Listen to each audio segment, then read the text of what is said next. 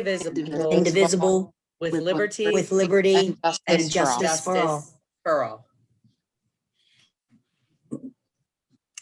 This meeting is being recorded for district purposes. It is or may be published in part or in its entirety on the district's website without the express permission of meeting participants. Can I have a roll call, please? Mr. Angus, Here. Mr. Campbell, Mrs. Curtis, Here. Mrs. Kehoe, Here. Mrs. Manganello, Mr. Metz, Here. Miss Pettigo, Here. Miss Young, Mrs. Fisher, Here. 7 present. Thank you. Can I have the sunshine law, please? Yes, the Board of School Directors held an executive session on Wednesday, February 10th to discuss personnel matters subject to attorney-client privilege and other confidentiality laws. Thank you. Moving forward, we do not have any amendments to the agenda. Moving forward to the presentation, the preliminary budget. Mr. Karazi? Yes, Good evening. good evening. Thank you for having me. We'll get started on the first page. If any board members have questions while we're on a slide, I'd prefer you ask them while we're there. And we'll just go through each slide itself. So you can move to the next slide, June.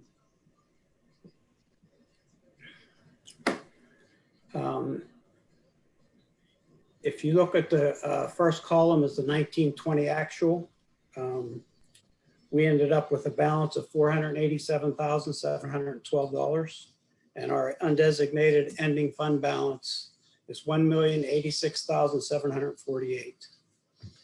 The 2021 budget has revenues of $49 million. It has expenditures of $51.7 million and a budgeted deficit of $2.5 million. If that holds true, we'll have a negative fund balance of almost $1.5 million. The 21-22 preliminary budget is $50.8 million revenues, $52.2 million for expenditures, and about a $1.4 million deficit. Keep in mind that revenue amount includes the projected tax increase of 3.388 mils. And we'll have a negative, if that goes through, we'll have a negative fund balance of $2.9 million. Anybody have any questions on that?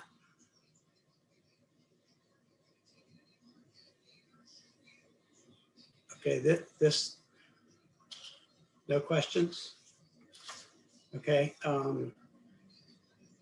The projection for 1920 was revenues of 50.2 million and expenditures of 50.2 million in the budget. The estimate was revenues of 51, almost $52 million. That included the sale of the delinquent tax collections of a little over $3 million. Expenditures of 49.229 million was the projection. Any questions? I'd just like to make a comment. So what you can see there is what was projected is that we would have almost 3.6 million at the end. Right. If you go back a slide, one time, please. You could see that we actually only came, and you jump in here, Mr. Karazi, at 1,086,000. Correct. I haven't been through the books enough to tell you why that happened. I'm just reporting what happened. So this is, and just to be clear, you could go to the next slide, June, back to the slide Mr. Karazi was on. He's reporting out, these are budgeted numbers from, the previous business managers, and, his numbers you'll hear at the end, where he tries to do some projections for you, will come later in March. So we're just giving you the information that we had. But I think it's important to see, some variance that the auditor did report was that, some of the collection rates, which we did lower for this current school year, were too high in that given year. And there was also some access dollars that were over budgeted for. And that's just some of the areas, if you remember from that presentation. Sorry, go ahead, Mr. Karazzi. Well, Dr. Okay. Pascarella, also, Yeah. I'm sure you'll find this, but there were payments that needed to be made to cyber charter and charter schools that the school had to pay retro because of a change in legislation. So that's a significant portion. I can't remember off the top of my head, but it was over $1 million that was kind of forced onto the school after the fact, after the projections were done. This slide, though, I believe, was the report that we were given in the spring. I'm not sure. Maybe that did happen after that, but I thought that payment to the charter schools happened before this. And we still thought we were going to come in with a fund balance of 3.6. I think what you're mentioning, it is worth mentioning. I think that happened. And it is part of the reason why it was probably off, one of the reasons why. But I know that this was a spring budget because I was here. So this slide was given where we thought we were going to get 3.6, and we did not get that. We were off. Okay. Go ahead, Mr. Karazzi. Okay, you can move to the next slide unless somebody has questions. Okay, this is just a graph to show you the revenue sources. 54% is local, 44% is state, and 2% is federal. Go to the next. This is based on the 2021-22 preliminary budget. The tax assessment and millage, currently for 2021, we're at 83.4709 mils. Our assessed value is $283,373, $283,373,560. Our tax, that makes a tax levy of 23.6 million. If we, the homestead exclusion of 1,052,946, that is the gambling money. That leaves a levy of $22,600,500. Our collection rate almost 91. The net real estate tax revenue is 20.5 million. For the 21-22 preliminary budget, the Act 1 index is 4%. That allows us to raise taxes 3.3388 mils, giving us 86.8097 mils. Assessed value is the same. The tax levy is 24,599,574. We don't know what the homestead exclusion is yet. We won't get that till sometime in April or May. So we use the same amount as we have this year. The collection rate, 91.06. Gives us net tax revenue of 21,441,559. The millage increase itself generated $885,000. Any questions? Okay, we can move to the next slide. General fund expenditures, they're listed there. I won't read all of those. Our preliminary budget is $52,177,846. That's an increase of, hold on one second.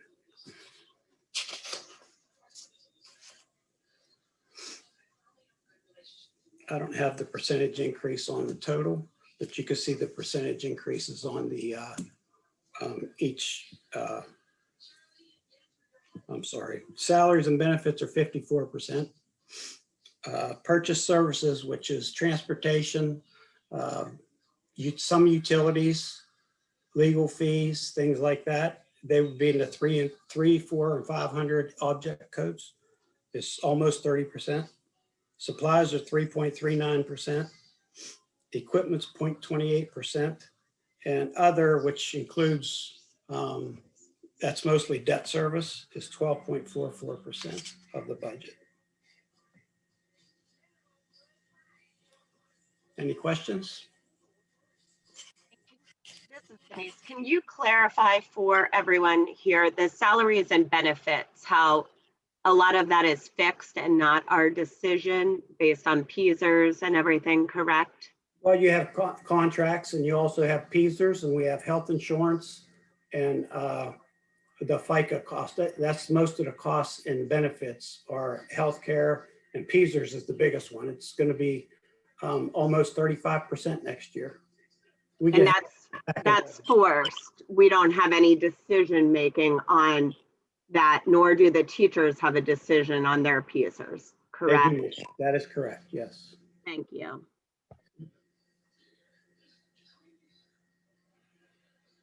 Okay. Go to the next slide. And basically this graph tells you what I just told you. Okay, we can go to the next slide. This is our fund balance history. You see in 2010, it was about 480,000.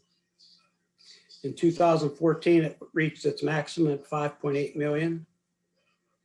At the end of 2020, it was about 1.4 million. And we're projecting at the end of 2022, negative 2.9 million. So just a couple comments there. I think you could see in 2010, 11, you see that trending upward.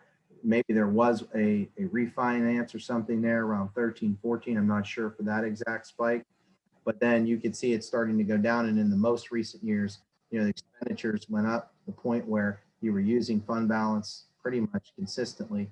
And the only, bailouts that we had were selling those taxes for that. It's a one-time sort of monies. So you could see we're projecting in the wrong way, which is not good. We have to curb the spending in addition to looking at that. And I think it's pretty clear in the last year that, going into this year, we did curb a lot of spending. We did look at, where we could save dollars, both in and around some services that were there, but also flat out employees, both from in all bargaining units and administration. And, we made some significant cuts as well. And, the board did not raise, taxes last year. So, and I'll be the first to say, and I think most of the board feels that way too. I can't say what decision they'll make, but I know that, no one wants to do that. Surely we're trying not to do that. And I also want to make sure that it's clear from my perspective that we have to do our due diligence to try to live within our means. And we did cut quite a few positions. For those of you who have not been, maybe tuned in as much last year, I mean, I would encourage you to look back at the number of positions that have been eliminated and how many we've looked at through attrition even this year, in the current year, to try to bring that number in better when we saw the projections weren't where they were supposed to be. So we continue to work on that, but that trend has to change, and you have to have a fund balance. Okay, we can go to the next slide.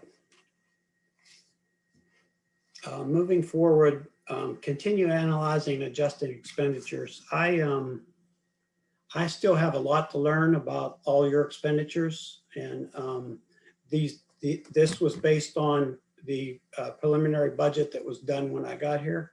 I don't have any reason not to agree with it. I just feel better when I can do my own numbers and give you numbers that I feel 100% behind. So I still have a lot of work to do on expenditures. I haven't even started on the revenues yet. So I will continue working on that. I have to work on projecting for 2021. We'll update the board in a presentation at the end of March or beginning of April. Hopefully, maybe pass a tentative budget in April and adopt the final budget in May. But we have to adopt it by June 30th. So I strive to do it early in case there's questions or problems. And if we have to, we can move it to June.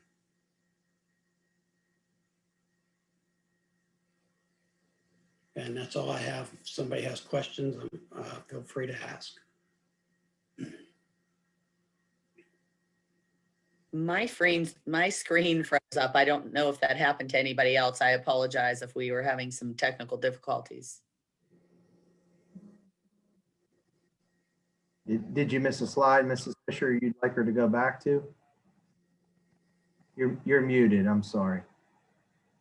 I apologize. At the very end, I was booted out and then it reconnected and I missed Mr. Karazi speaking, but that's okay. We can have some conversation. And so he basically just said that he has no reason to believe that the numbers may not be accurate, but he would like to get those numbers for himself, which is going to take him a little time. I appreciate his work already. I know he's working really hard, and to have something at the end of the March or beginning of April with his, but hopefully his projections for where we're at in this year, which will definitely impact next year, and also just the revenues and expenditures, and prepare a presentation for you at that point to further consider. And I thank him for being here. Thank you, Buzzy. Thank you. You're welcome.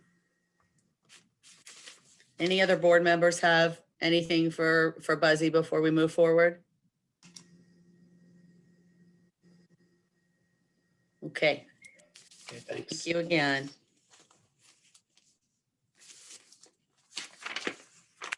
Moving forward to public comment regarding agenda items only. In light of the state declared disaster emergency, the board has adopted modified public meeting and public comment processes consistent with the Sunshine Law. These modified rules have been published in a newspaper of general circulation and on the district's website. Public comment will only be taken in written formats via email in advance of the meeting. Public comments received in advance will be circulated to the board. All public comments regarding agenda items will be read during the meeting. All other comments will be summarized during the meeting. All comments must include the resident property owner's name and address. June? Yes, I will read the public comment regarding agenda items first. John Carpenter, Ambridge. I'm writing to voice concern over the district's intent to raise the taxes as indicated by the public notice. Let me get straight to the point. The timing for a proposed tax increase could not come at a worse time. As you know, the community is still struggling with long-term economic recovery. In addition, the pandemic is levying severe financial consequences on our families and businesses. These alone are enough reason to take pause. My main concern centers on our recurrent budget shortfalls rather than repeating past concerns about questionable financial decisions. I ask you to consider the following questions and reply with the answers as soon as possible. Why not have a referendum on a tax increase rather than your current plan? Why is the short, long-term plan of correction to district's recurrent financial woes? Is there a plan for the district revitalization to stem the current trajectory of dwindling enrollment and the board often refers to? Is the board approaching all vendors to regenerate current contracts? Are there any relationships that may be perceived as a conflict of interest regarding board members or administrators concerning vendors providing services to district up to and including instructional contracts? What is the cost per student at in the district? How does it compare with other Beaver County districts? What other actions aside from tax increases are being taken to reduce expense and balance the budget? Is the current budgetary trend substantial for both the near and far term? Too often, feedback that vocalizes concern, dissent, or disagreement is taken in a negative way and discounted. That is the easy path. The more difficult path is to consider its merits. I urge you to do the latter. We took our girls out of private school and gave AASC our confidence to provide their education. The teachers they have had been exceptional. We owe the students and the teachers a platform that is substantial. Difficult decisions may need to be made to that end, but the time is now. AASD has one of the largest budgets in the county and the highest millage. The community is doing its part. Please do yours by working within generous budget AASD enjoys and retract the tax increase proposal indicated in the public notice. The next comment June, is Kelly June. Doe. Yes, yes. June, I'm sorry. I'd like to try to address some of these just because there's some lengthy questions there Okay. before we move forward to the other one. Ms. Turnbull, could you give us a little update on the tax situation? In specific, question number one, I know you and I have talked about this, and give us a little update, please. No, I'm happy to. So just in terms of the process and kind of how the action item this evening relating to the preliminary budget and the questions involving a referendum and those related matters. So typically you do not see Ambridge or many other school districts adopting a preliminary budget in February. We need to do that in order to proceed potentially with a request for referendum exceptions, and then potentially for a referendum. So this action this evening is part of that Act 1 process, and that is a process that the board and the administration and I have recommended simply for the purpose of allowing the maximum amount of options to be available to the district as you move through this budgeting process for as Mr. Karazi indicated, a final budget adoption process in May or June. So by either putting that notice out, that's a legal requirement in order to kind of continue through an Act 1 process, that notice, as well as this action this evening on the preliminary budget, does not obligate the district to levy in the end either a 4 or more than 4% index increase on your current millage rate. But as I think the audited financial statements and Mr. Karazi has presented, the 2021-22 budget presents some enormous obstacles.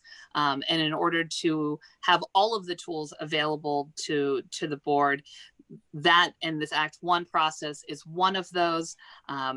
I think looking at expenditures and maximizing outside funding sources, those are also things that are being very aggressively developed and reviewed at this time, and will continue to be so. So the preliminary budget as presented does not mean that there necessarily will be any specific tax increase. It does not specifically mean that it will be more than 4, but right at this point in time, we need to go through this process at this time in these timelines in order to have all the options available. All of the process and the budgeting is going to be done in the public and in an open manner, and I know that the board is committed to doing it in that way.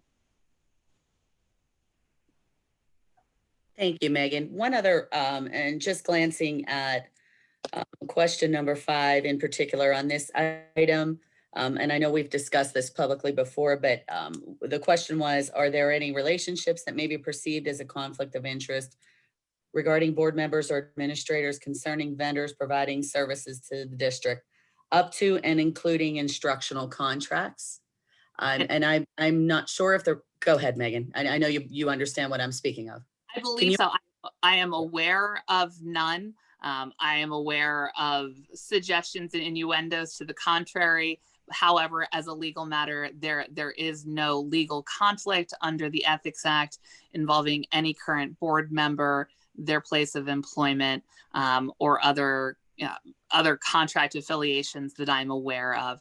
If there are any, I'm always, we're sensitive to that, and again, committed to proceeding in all ways in an honest and straightforward, ethical manner. But ethics, as a matter of state ethics act, there are no violations that I'm aware of. And the rumors that I have heard amount to nothing more than rumors. Thank you, Megan. You're welcome. Dr. Pascarilla, can you weigh in on a few of these other concerns, please?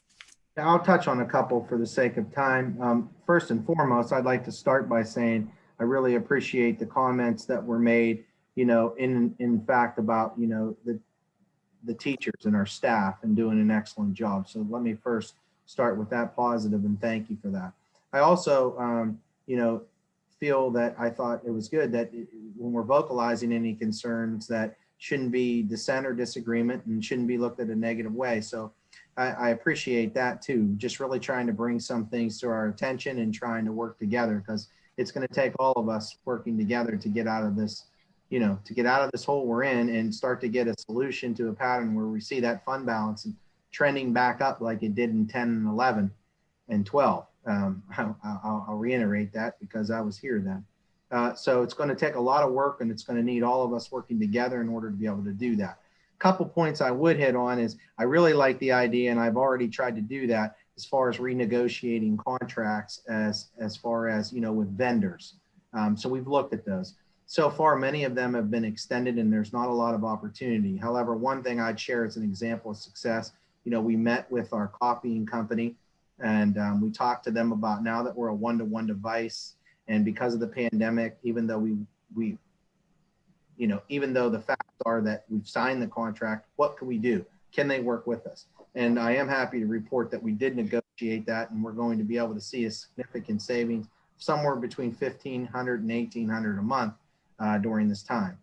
So I think that's a good idea, and we need to continue to look at other options that are out there and continue to negotiate, especially those that are available to us coming to an end. So I really agree with that. I share one example that we did try to do that, and I agree with that.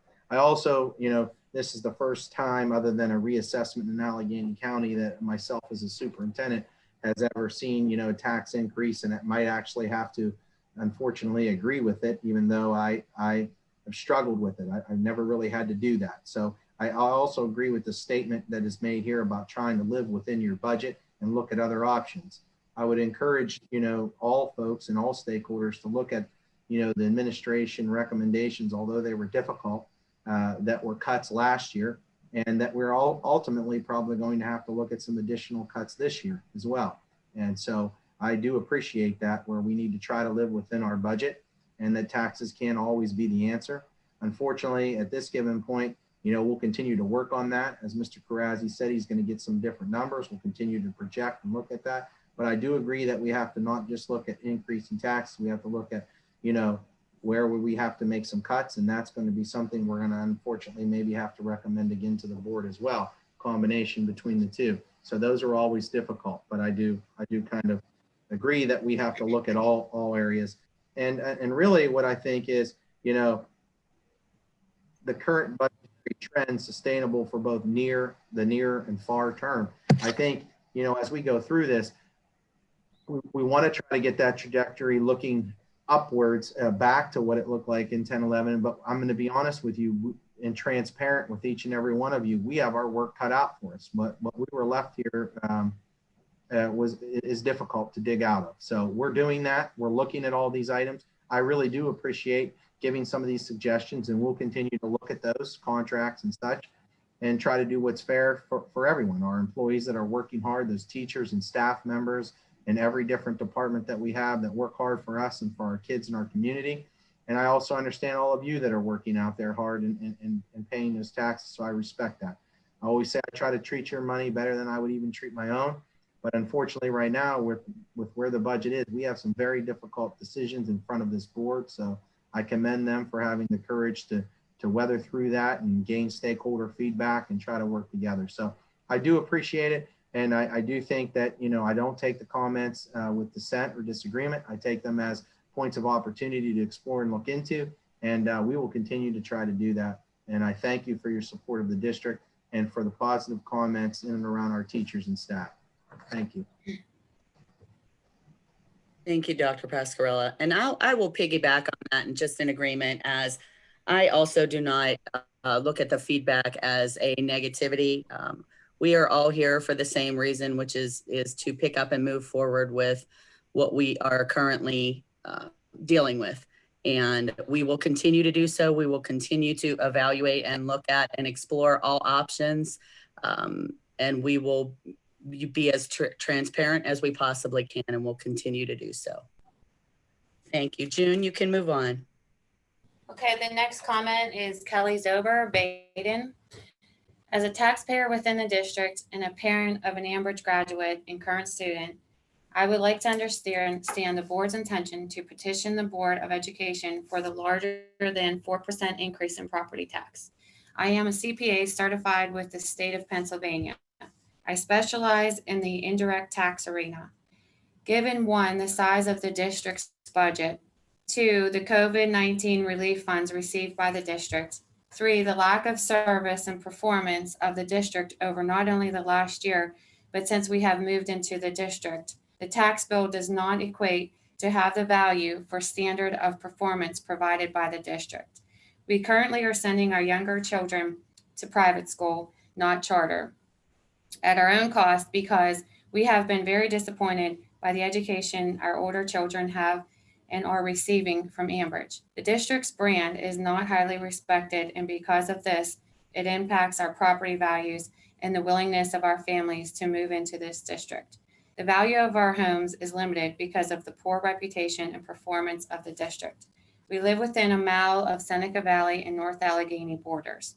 These districts rank number 69 and number 5 in the top 100 districts in Pennsylvania, while Ambridge doesn't even rank. My home would sell for $100,000 to $150,000 more if we were in those districts. Yet my annual property tax bill is comparable to that of residents of Seneca and NA. It would be unfair and unethical to the residents of this district to further burden their properties because funds and finances have been grossly misappropriated through the last decade. This is especially true in an economy that has not been kind to any of our families over the last 12 to 18 months. Employers are not offering raises at a rate of 4% annually, yet you expect our increased expenses to exceed this. Eventually, you will have priced yourselves into obsolescence. Existing families who are currently footing your large tax levy will simply leave for better districts, and new families will not choose to relocate to Ambridge. Mrs. Ober did share with the board a comparison of basic statistics comparing Ambridge School District to NA, Seneca, Mars, Freedom, and CB.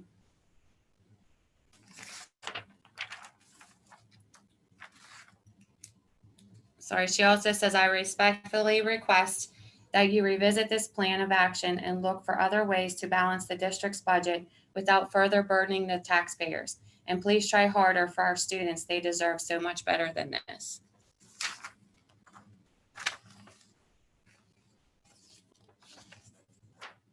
Should I move on to the next comment? Yes, you can read the next several. I think we've addressed quite a few in this, but we'll retouch on those Okay. after you complete them. All right, Kim Pellicastro, Ambridge. I have owned a home in Ambridge for 12 years. During that time, I have seen my school taxes go up to a point to where I pay more taxes on my $60,000 home than I did on my $180,000 home in Hempfield School District.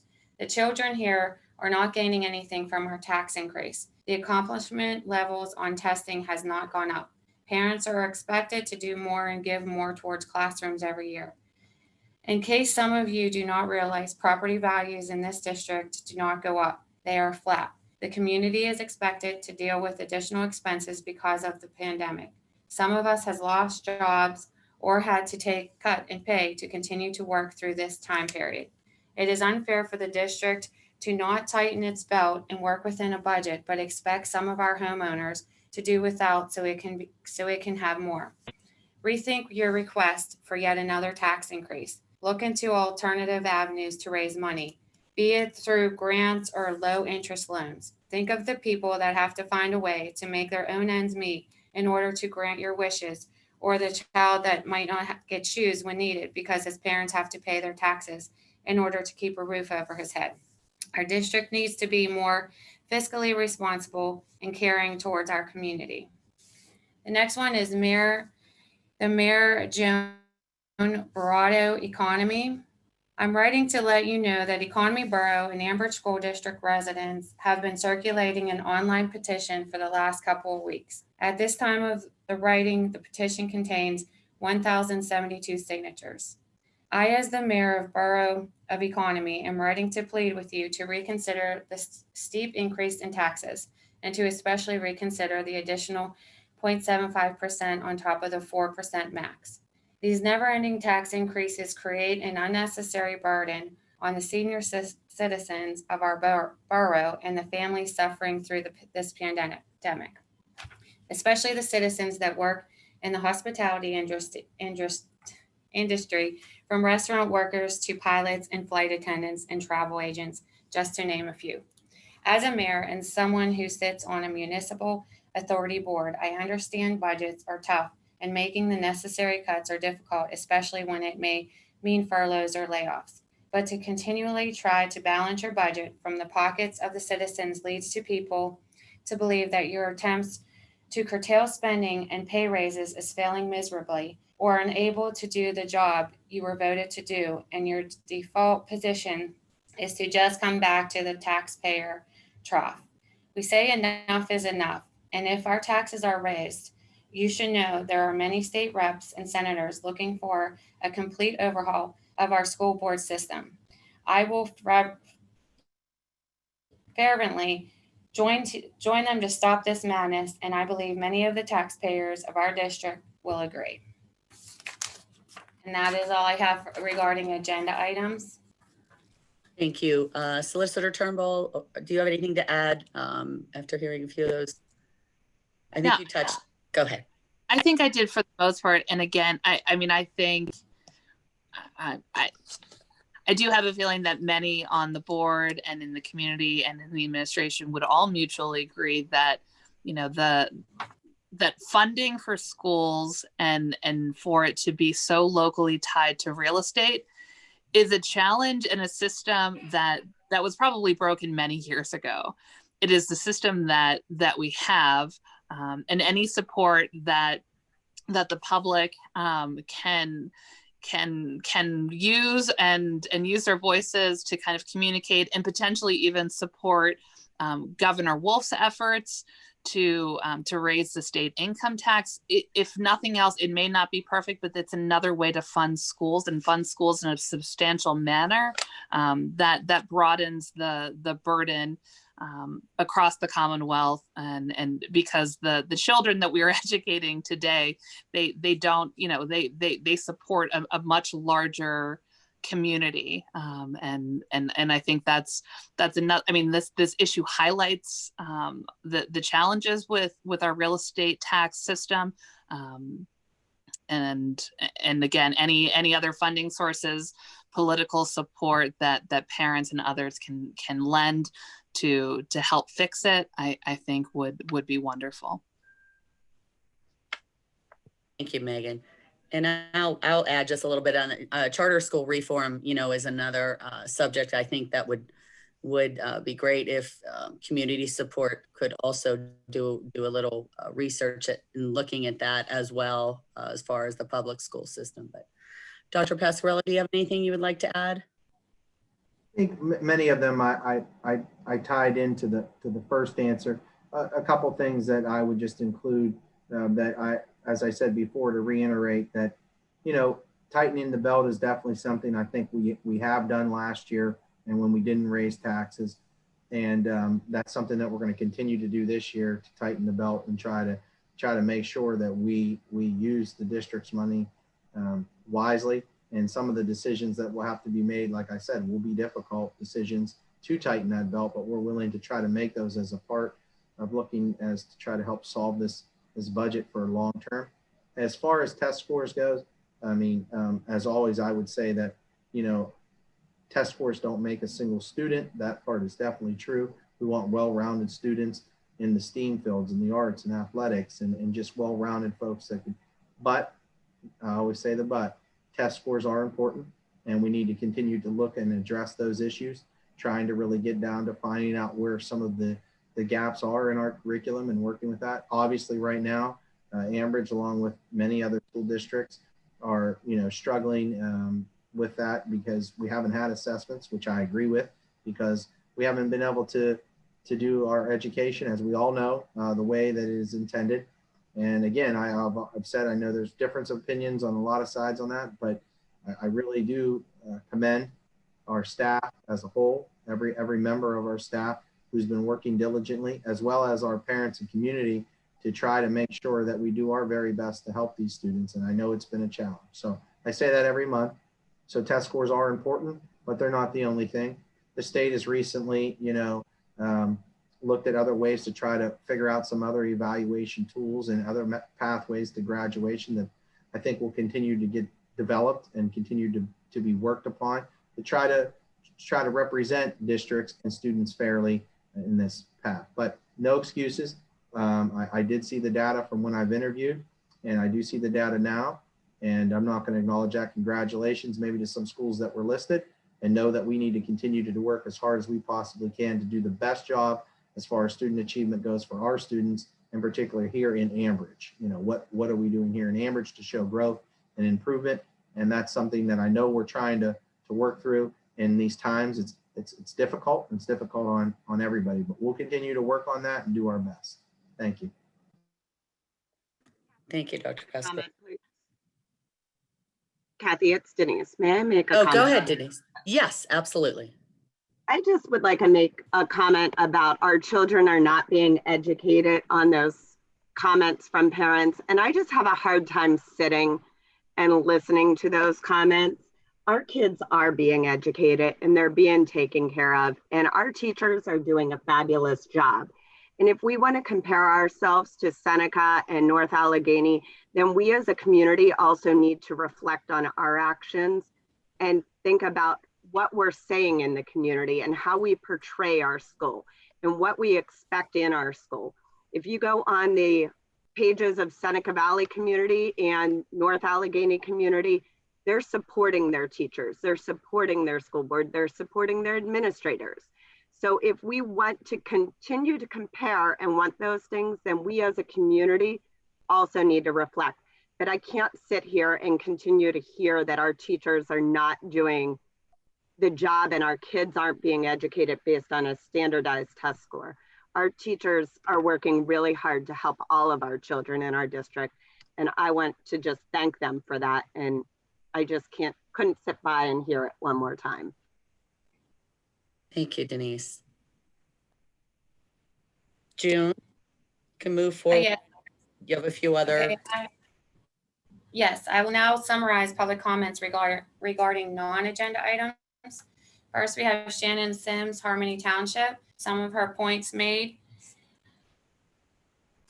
I would like to express my concerns and formally request that our district return to in-person instruction for every child that would like to attend. Our children are suffering an emotional, social, and academic toll. The social and emotional development and engagement that occurs in a classroom cannot be duplicated virtually. Grocery store workers, trash collectors, nurses, delivery drivers all show up every day to do their part, and we should expect nothing less from our educators. The next one is Nicole Pusey, Economy. Is there a planned return date for the middle and high school students? It's very difficult for some academically as well as mentally being remote for so long. Megan Ervlick, Baden, what is the plan for returning to in-person instruction for secondary students? Brandy Coomer, Ambridge, some of her points made. No one knew what chaos that COVID-19 would cause. What remained consistent, even up to this day, is the long-term effect our children are facing with the lack of education, socialization, and what the long-term effects on our children's mental health will be. How will the district help support these serious needs of our children? At times, there is no teacher present for class. Teachers mute the class for period or instruct the class to complete their online packets. Over 75% of Beaver County schools have opened back up even for 2 days a week. How is Ambridge not open back up for middle school and high school?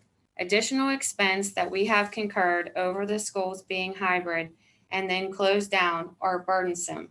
And why is the district raising school taxes?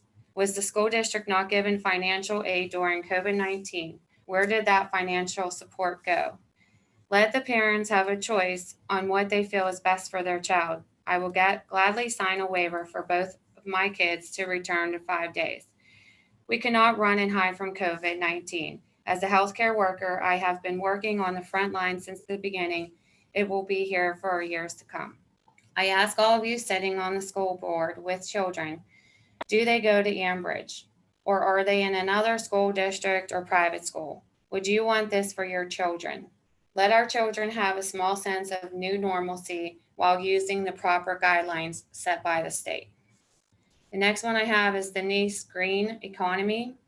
My son has lost motivation. He no longer feels engaged and his grades are poor. He is truly struggling and appears to be depressed. These kids need to be in school 5 days a week for education purposes, but also for physical activity, social connection, and an environment with peers. Viruses have been around forever, and this virus does not severely affect kids like adults with comorbidities. Please seriously consider getting them back into the classroom ASAP. If there are parents and kids that prefer virtual learning, let them stay home. The other kids that want to go back in the classroom should be able to do so. Take a survey and/or get an account of how many want 5 days in person. Again, make this fair.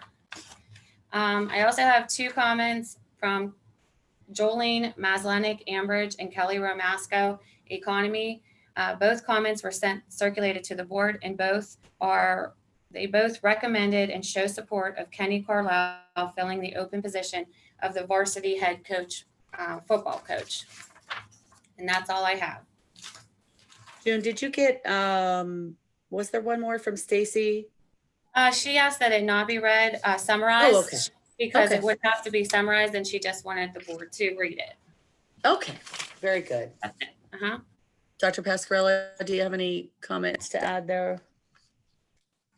Not too much. As I said a little bit earlier, I know this has been difficult times, and I thank the parents for their support. We continue to try to get, updates and recommendations. Our committee will meet again on Tuesday. And after that meeting, I will have an update from the committee for the board and on next Wednesday. And then they obviously would be able to make any decisions based upon those recommendations from our committee from there.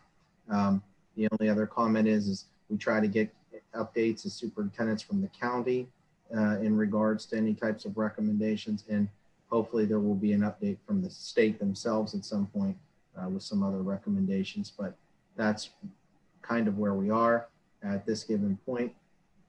Any questions for me? Other questions that you wanted me to speak to? No, and I will just piggyback on Dr. Joe's comments as well, that we will be meeting as a reopening committee next week. And we will have a presentation for Wednesday's meeting to share with the public as well. And of course, I have received several calls and letters as well as the rest of the board, and we do hear all of your concerns and are taking everything into consideration.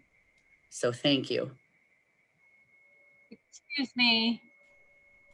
I would like my comment read. Who is this? This Okay. is Stacy Chalupiak. Oh, Stacy. I would Okay. like my, yeah. Okay, I'm sorry. I thought I received an email. If it couldn't be read fully, you just wanted the board to receive the comment. I want it read fully. It's, I took the time to write it. I would like it read. Megan, go ahead. So it's the board policy on non-agenda items to summarize those comments. That's consistent with the Sunshine Law. There will be a point in time that that a related matter may be an agenda item, but in the interest of meeting efficiency and we have consistently over the last several months summarized comments that are not relating to items currently in front of the board as action items. Okay, well, I did ask, I called the school and I wanted to know what the agenda items were and nobody got back to me. So how do I know what's on the agenda if I ask and I don't know? You know, I still need my voice heard. So the agenda, I believe is posted on the district's website. June, can you confirm that? Yes. Yes, Okay. it's always posted at 4 o'clock the day before the meeting. So it was on the website Tuesday at 4 o'clock. So if you ever have a time where you, Okay, so my phone call, I never got a phone call back from anybody. So, I mean, somebody could have called and said to check that, and they didn't, or I would have made sure. sure. Well, in the meantime, your communication has been circulated to every member of the board, so we can certainly confirm that. And you're free to in the future to send other comments, and at some point, God willing, we'll return to some closer version of normalcy, where the public can interact with its elected officials in real time and in person, maybe later in the spring or as in the summer, depending on our COVID numbers. But we appreciate that you did send that and that you're reaching out about those issues.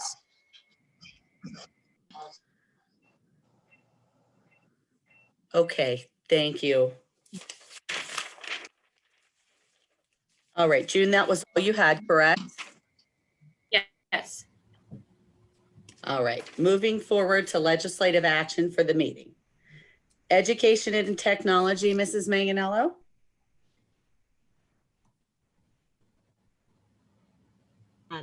Thank you, Mrs. President. I move for the adoption of item 1 on education and technology. Do I have a second? I'll second. Thank you, Mr. Angus. Can I have a roll call, please? Mr. Angus, Yes. Mrs. Curtis, Yes. Mrs. Kehoe, Yes. Mrs. Manganello, Yes. Mr. Metz, Yes. Ms. Pedigo, Yes. Mrs. Fisher, Yes, motion carries. thank you. Moving forward to finance and budget, Ms. Pedigo? Thank you, Mrs. President. Tonight, I will move for the adoption of item number 1 under finance and budget, please. Thank you. Do I have a second? Second. Thank you, Mr. Metz. Can I have a roll call, please? Mr. Angus, Yes. Mrs. Curtis, Yes. Mrs. Kehoe, Yes. Mrs. Manganello, Yes. Mr. Metz, Yes. Ms. Pedigo, Yes. Mrs. Fisher, Yes, motion carries. thank you. Moving forward to personnel, Mr. Angus? Yes, this evening I would move for the adoption of items 1 through 4 as presented. Thank you. Do I have a second? Second. Thank you, I Mrs. got an Manganello. Can I have email a from Susan Michael, roll call, please? the director, and Larry got the email also. Mr. Angus, I Yes. sent it to Lee, we sent it out. Mr. and it Campbell? said they had June, hold on a second. vaccines.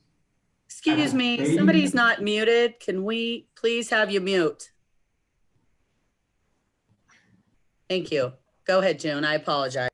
Sorry. All right, Mr. Angus, Yes. Sent me the email. Mrs. Curtis, Yes. Mrs. Kehoe, Yes. Mrs. Manganello, Yes. Mr. Metz, Yes. Ms. Pedigo, Yes.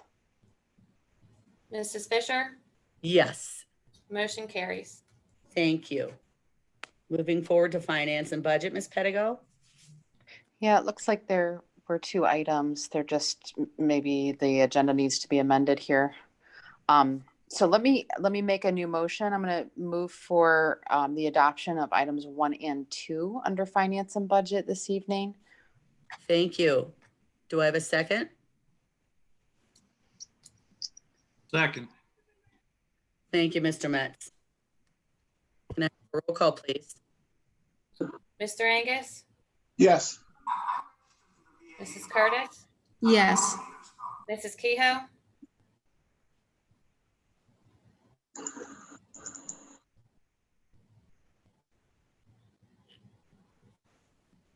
Mrs. Keough? Kehoe? I have a question. What is item number 2? It's going to have to be amended, Mrs. Kehoe. So there was another finance and budget piece. Earlier that in the was agenda. labeled number- Right. Yeah, but there's another one that's labeled number one. I see that on the screen, but it also says number 1. That's my question. Yes, there's just one item under there, I believe. All right, yes.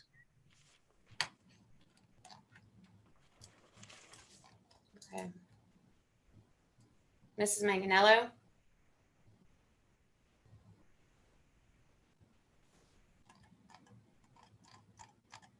Mrs. Manganello?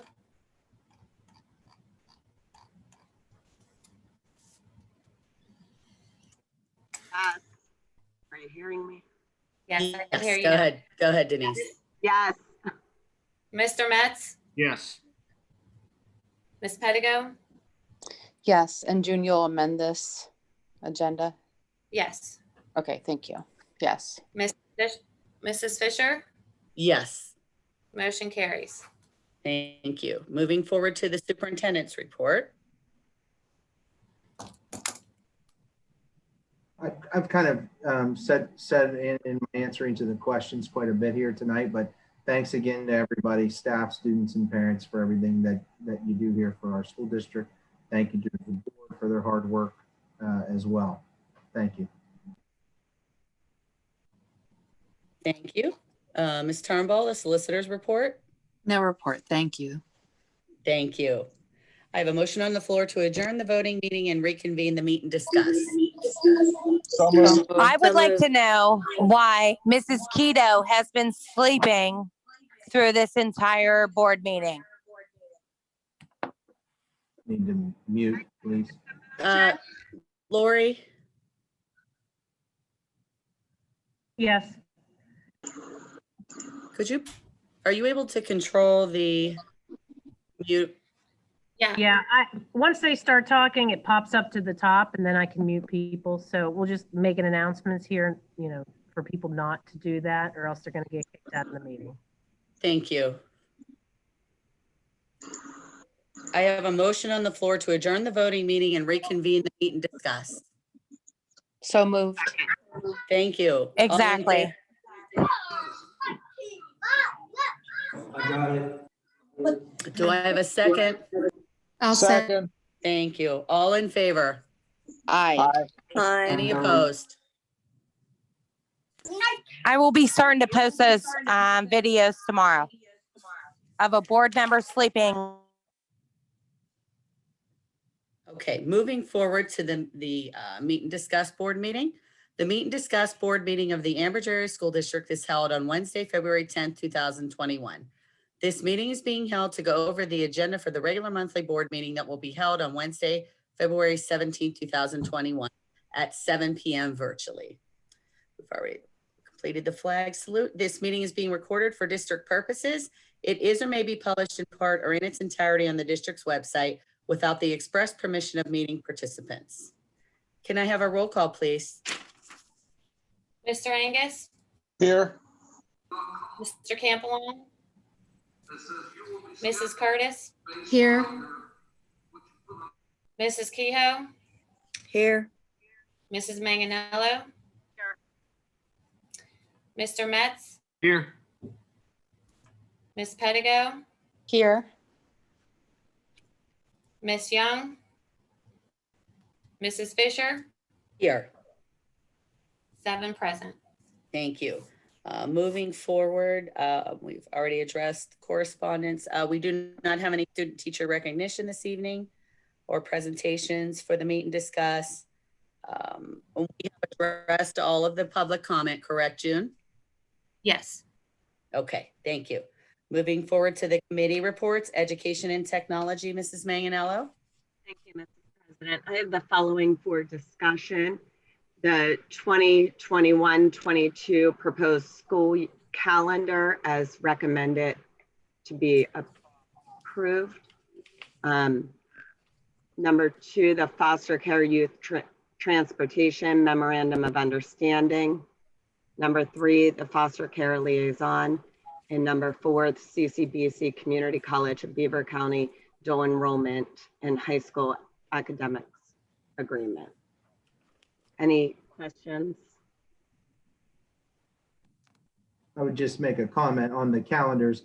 We circulated 4 calendars, one with an earlier start, one with a week later start for your consideration. Met with the union as we are to get their feedback. Their feedback was that although they'd be okay with either earlier start, they prefer the one with the earlier graduation date there. My opinion was, and I could go either way, but I did want to make mention that I'd be for the earlier start, but with more makeup days. Right now, that is not as big of an issue, but if the state changed ruling on, how we were able to makeup days, or we would need to make up days, I think it's always better to have makeup days than not. But obviously, as always, those are our 2 recommendations to you. And with whatever one you choose is what we will go with. You just need to let us know which one, so we have that prepared for the agenda for next week. In talking with some of the other schools, there was a mix. Many of them in the county were starting somewhere at the beginning of the week of the 23rd or somewhere in there. It was a little bit of a mix, but no one was too far off. Unless maybe somebody might have had construction or something. I bring that up only because, when we're looking at the CTC, I think either calendar would be appropriate, but more would probably start a little later than ours. I always also feel that the more days you have for instruction prior to the assessment, as we were hearing about, not the assessment is not everything, as we said, but I think it's important. Thank you.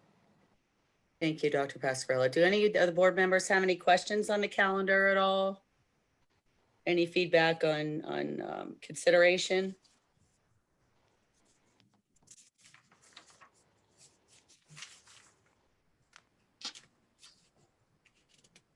Nope. Okay, moving forward to finance and budget, Ms. Pedigo. Mrs. Fisher? Yes. I'm sorry to interrupt, but would we be going with the earliest start then? And would we be going for either, would you want the one with more makeup days or less makeup days? I was trying to get some feedback. Oh, Go yeah. ahead. I Go can ahead, discuss. Valerie. Yeah. I mean, my opinion on this is to go with the recommendation of the superintendent and the discussion that he had with the bargaining units and the staff. So, I mean, I think more instructional days prior to assessment is probably the smarter way to go. So I defer. I agree. I agree with Dr. Pascarella as well. I'm also in agreement with that, Kath. Thank you, Bill. I agree too. Thank you. I agree with that, Kathy. Okay, Ms. Curtis, thank you. Anybody Okay, else? I agree. I agree also. Thank you, Mr. Angus. I think we will go with one if you're going with my recommendation, which the union did indicate that they would be okay with as well. I think we would go with the one then that had more makeup days in case we would need them. And if the state continues to allow us to use makeup days in more flexible ways, then maybe for next year, we would be able to tighten that up and have less makeup days in. If that's okay, that's what we would present then. Yes. Thank you. Yes, thank you, Dr. Pascarella. Okay, moving forward to finance and budget, Ms. Pedigo. Thank you. I have 4 items for discussion this evening. Items number 1 and 2 pertain to the regular monthly bills and salaries of the school district and the cafeteria. Any discussion on those? Okay, item number 3, we did have time for a presentation and discussion, and in regards to the adoption of the 2021-2022 preliminary budget. It's recommended that the board adopt the preliminary budget in the amount of $52,177,846 as presented, and file the notice of the same with the Pennsylvania Department of Education on Form PDE 2028 or other as required by Act 1, including applications for applicable Act 1 exceptions. Any additional discussion on that? Okay, and hopefully through the presentation, everyone was clear that there's still work to do and the final budget would not be adopted until later in the year. Item number 4 is a tax exoneration. It's recommended to approve the requested tax exoneration for the parcel noted on the agenda. It's real estate owned by Beaver County in the amount of $1,604.78 for tax years 2016, 2017, and 2018, as requested by the Beaver County Law Department, dated January 20th, 2021. Any discussion on that item? Okay, that's all the items I have, Mrs. President. Thank you, Ms. Pedigo. Moving forward to building and grounds, Mr. Angus. There is nothing for the agenda this evening. Thank you. Athletics, Mr. Campbell. Oh, Mr. Campbell was not available for the second meeting, so I will move to Mrs. Lucatorto. You are present this evening. Hi, how are you? I'm good, Addie. How are you? I'm good, thank you. Thank you. What I have to talk about this evening is, I don't know how many people are aware, but with the COVID issue, et cetera, the WPIAL has decided to run its basketball tournaments as what they call an open tournament. In other words, everyone can declare whether or not they would enter the tournament. We have to have our decision to the WPIAL by the 18th by 3 o'clock of our intent to join the tournament.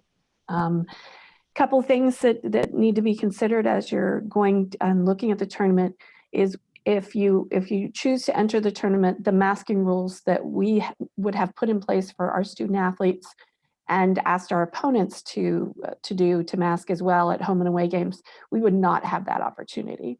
We would have to enter the tournament accepting the mask policies as they come from each school, whether we're home or away. And so I wanted that to be something that was clearly understood. Addie, to be clear, real quick, I'm sorry to interrupt. No, go ahead, please. We could still ask our players to wear them, correct? Correct, yes, sir. We just would not be able to tell the others that they were not. Okay, thank you. Yeah. So that's the issue.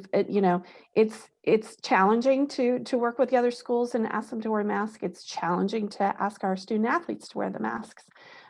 It's hard to do, but our student athletes have made real valiant efforts. And I only had one time where I warned a team that they put their mask on or they go home.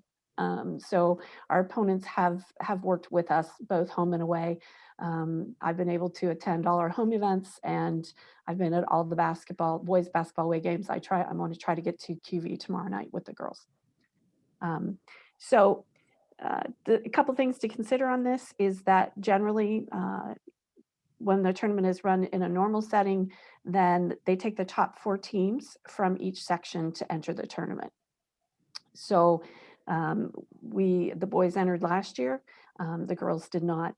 Currently this year, let me make sure I'm where I am. The girls are in 8th place out of 8 teams. They have 5 remaining games. They're not mathematically eliminated had they been using the normal system at this point. They have 2 away games or 3 away games at QV, CV, Blackhawk. They have home games versus Montour. I'm sorry, there's 4 away games. So we've been doing some snow outs and some COVID outs. So we have 5 games remaining for the girls, only 1 home game. On the boys' side, they're currently in 5th place out of 8 teams. They have 7 games remaining. We snowed out last night. They have completed their matchups versus Hopewell. They have home and away both with Blackhawk. They had some COVID issues at Blackhawk. And then we have home with Montour, home with Lincoln Park, away with Quaker Valley, away with Central Valley, and away at Beaver area. So they're only basically halfway through, the boys are, because you play home. And so I wish I had the abilities of a lot of the sports information guys I've worked with over the years to tell you what odds are and what needs to happen and that kind of thing. I don't have those kind of abilities. I think on the girls' side, there's maybe not much more of a story to be told. On the boys' side, there may be more to be told. Addie, Oh, I Yeah. apologize. No, that's okay. They have been Have on a you winning had streak. any, I apologize. I was just wondering, did you have any conversation with the coaches at all in regards to I did. thoughts, feelings? Okay. Could Yeah, you give I us did. a little, are you?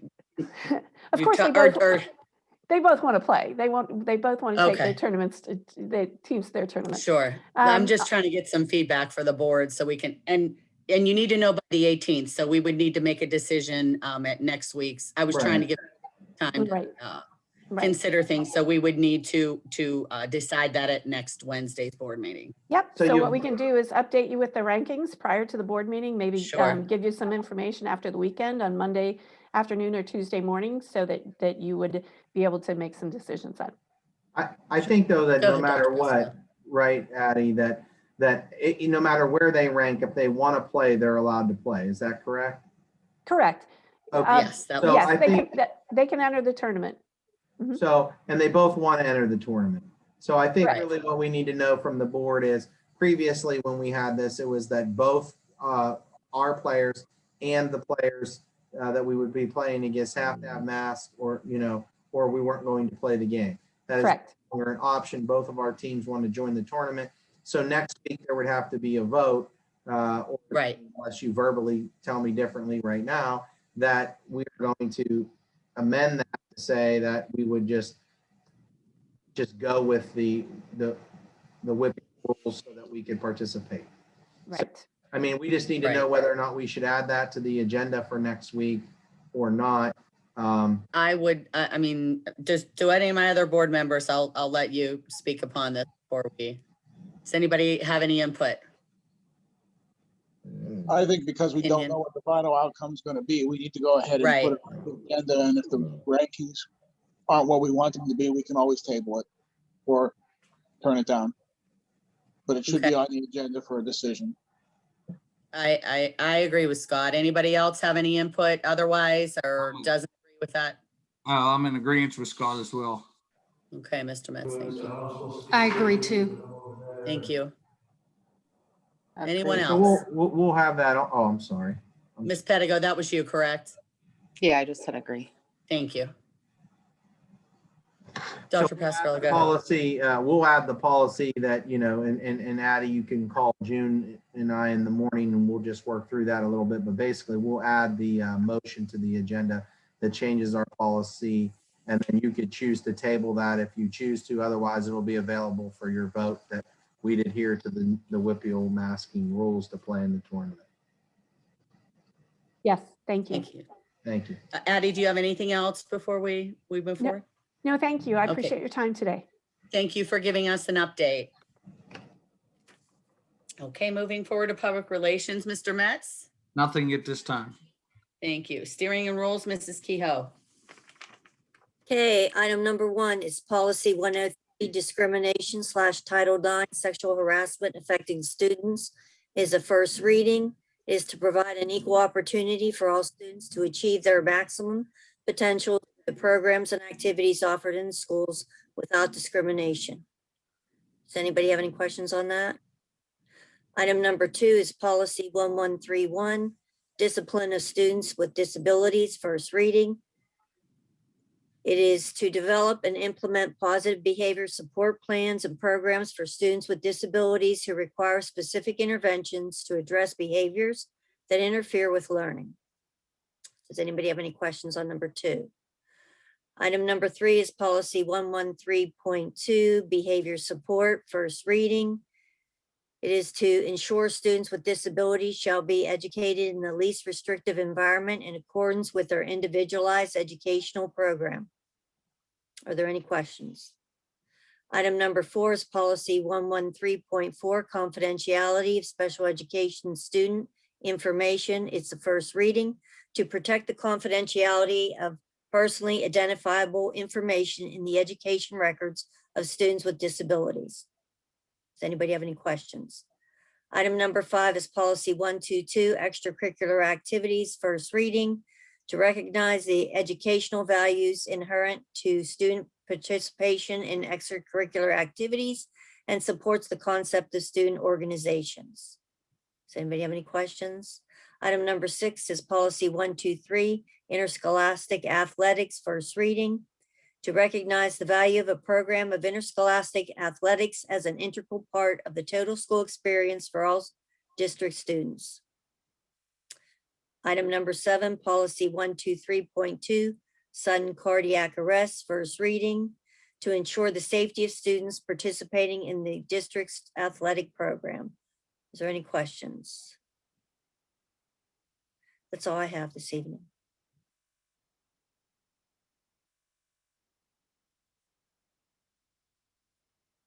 Oh, I'm sorry, I apologize. There is a couple more. Item number 8 is policy 218.3.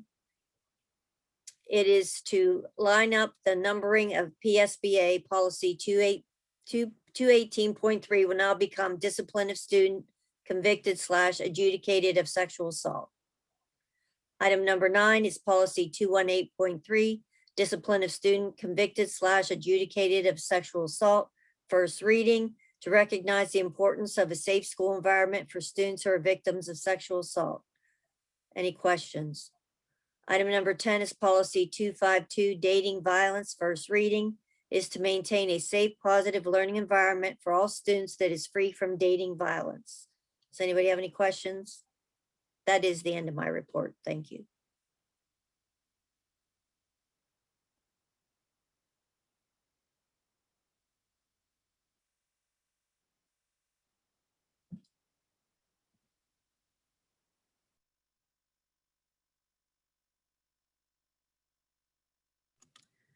Thank you. Moving forward to legislative, Ms. Young, we have nothing to report this evening. Salary schedule and labor relations, Mrs. Curtis. I have nothing to report this evening. Thank you. Can I have the sunshine law, please, June?